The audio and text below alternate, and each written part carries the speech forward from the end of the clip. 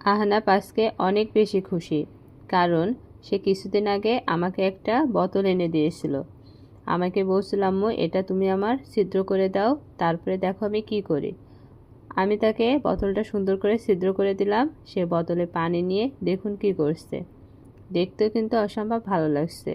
আর এটা নাকি ইউটিউব ফেসবুকে খুব বেশি চলছে। জানি না, একটা কিছু ভাইরাল হওয়ার দরকার, আর সেটা সবাই নিয়ে মাতামাতি শুরু করে দিবে। তাই বলে কি আমরা থেমে থাকবো? আমাদেরও যেহেতু ফেসবুক আর ইউটিউব চ্যানেল আছে, এর জন্য আমরাও চলে এসেছি।